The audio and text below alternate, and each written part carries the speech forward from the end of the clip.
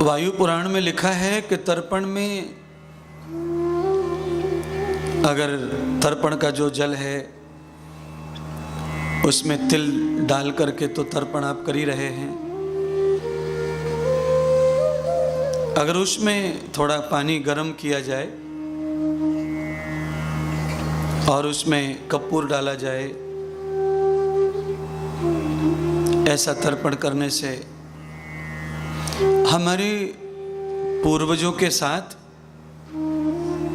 हमारा और हमारे गुरुदेव का भी कल्याण हो जाता है अगर हम तर्पण के समय कपूर डालते हैं।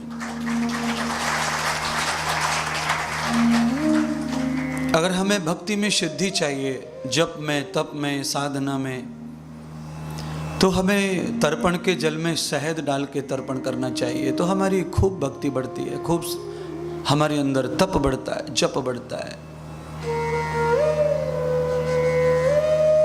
अगर किसी के बाल बच्चे नहीं हैं उसके लिए भी तर्पण करना चाहिए।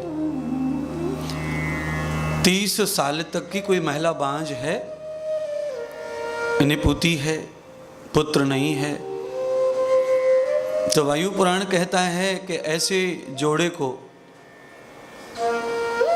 नारियल के पानी का तर्पण करना चाहिए। नारियल का पानी लेकर के उसका तर्पण करने से हमारी वंश वृद्धि होती है और हमारे वंश वृद्धि में कोई दोष जो लगा है वो खत्म हो जाता है।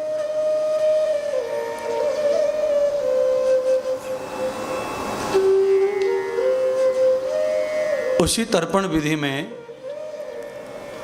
अगरश्च मेधान तद पुष्यवेधम,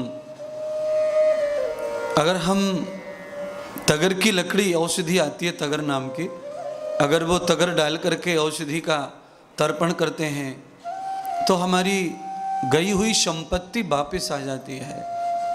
हमारे व्यापार में, बिजनेस में, नौकरी में बरकत हो जाती है। हम जो सामान्य तर्पण पितरों के नाम से करते हैं, इसके अलावा इतने सारे तर्पण और होते हैं, शायद ये हम नहीं जानते थे, नहीं तो हम ये भी करते, वो भी करते, सब करते। करो, करने में क्या बुराई है। आए हैं और हमें लगता है कि हमारी भक्ति बढ़े तो शहद डालकर करो, और हमें लगता है कि बच्चे कम और होने चाहिए तो नारियल का पानी कौन सा महंगा है, उससे भी कर लो। किसी को नहीं हो रहा है तो वो कर लें। हमें लगता है कि हमारी भक्ति कम है, हमारी साधना कमजोर है, हमारा मन भटकता है, भजन में, मंत्र में मन नहीं लगता है, तो उनके लिए शहद का तर्पण बताया। अपने गुरुजी का भी कल्याण हो, संत महात्मा ऋषि मुनियों का भी कल्याण हो। बहुत सारे साधु महात्मा ऐसे हैं जिनका श्राद्ध नहीं हो पाता है और बेचारे मर जाते हैं। तो हम लोग संत महात्माओं के लिए भी भावनात्मक श्राद्ध कर सकते हैं, तर्पण कर सकते हैं। उनका भी कल्याण हो, उनका भी उद्धार हो। अलग अलग विधि करने से अलग अलग लाभ प्राप्त होता है।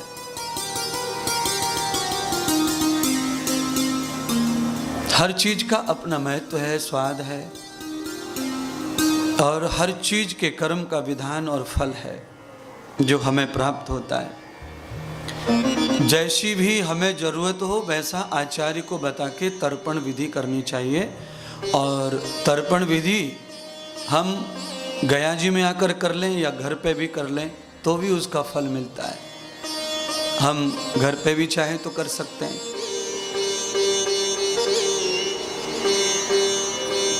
पुत्र आदि प्राप्ति के लिए, या फिर वंश, पुत्र नहीं तो वंश चले, कन्या हो, पुत्र हो, जो भी हो, बालक हो, बांझपन का दोष मिटे, उसके लिए भी तर्पण विधि करते हैं।